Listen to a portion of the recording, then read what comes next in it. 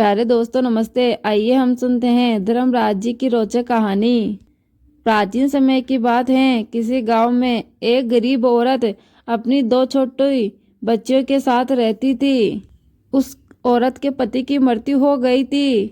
वो औरत किसी तरह मजदूरी कर कर अपनी दोनों बच्चियों को पाल रही थी। धीरे धीरे समय बीतता गया। वो औरत अपनी दोनों बच्चियों के साथ बहुत ही खुश रहती थी और ऐसे ही करते करते कुछ दिनों से उस औरत की तबीयत खराब चल रही थी और एक दिन उसके मृत्यु का समय निकट आ गया। यमराज ने अपने एक दूत को बोला, जाओ उस औरत के प्राण हरण कर शीघ्र ही हमारे पास लेकर आओ।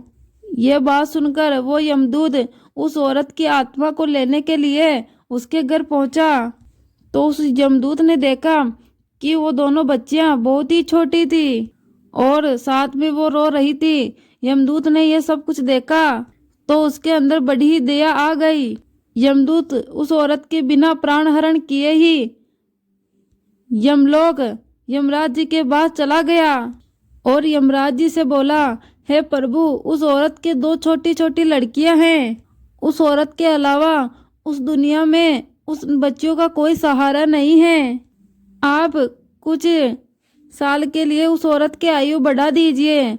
यमदूत की यह बात सुनकर यमराज बहुत क्रोधित हो गए और यमदूत से कहा, यह असंभव है।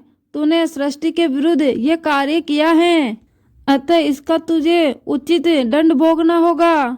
और तुम्हारा दंड यह है, जब तक तुम्हें अपने ऊपर 3 बार हंसी ना आ जाए तब तक तुम्हें मृत्यु लोक में ही रहना होगा। ऐसा कहकर यमराज ने उस यमदूत को यमपुरी से निकाल दिया। वो यमदूत पृथ्वी लोक पर आ गया। उस समय बहुत ठंड पड़ रही थी। वो यमदूत ठंड के मारे बहुत कांप रहा था। उसी समय उस मार्ग से एक युवक गुजर रहा था। उस युवक के हाथ में एक कंबल था। उस यमदूत की ऐसी दशा देखकर उस युवक ने उस यमदूत को कंबल दे दिया और वो युवक कहा, आप हमारे साथ चलिए। और वो यमदूत को अपने घर ले आया।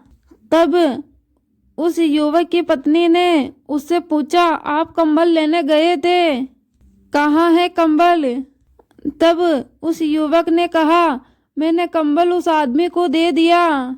यह सुनते ही वो औरत अपने पति के ऊपर भड़क गई। उसने कहा, यह कंबल मेरे बच्चों के लिए था। मेरे बच्चों को ठंड लग रही है। उस आदमी को कंबल देने की क्या आवश्यकता थी?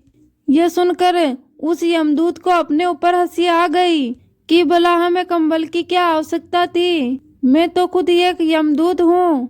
तो ऐसे ही दिन बीतते गए और वो यमदूत धीरे धीरे जूते सिलने का काम करने लग गया। एक बार यमदूत बहुत अच्छी चप्पल बनाया था। तभी एक व्यक्ति उस यमदूत से कहा, क्या तुम्हें पता नहीं है, इस राज्य में चप्पल सिर्फ मरने वालों के लिए ही बनाया जाता है। थोड़ी देर बाद राजा का एक सिपाही आया और उस यमदूत से बोला, राजा का देहांत हो गया है तो उनके लिए एक चप्पल की जोड़ी बना दो। यमदूत तो पहले से ही चप्पल बना चुका था। फिर दूसरी बार यमदूत को अपने आप पर हंसी आई और उसी समय उस यमदूत के सामने एक गाड़ी आती है और वो गाड़ी काफी महंगी थी। उस गाड़ी से 2 लड़कियां और एक औरत बाहर निकलती हैं। वो यमदूत उन दोनों लड़कियों को देखकर बहुत हैरान हो गया।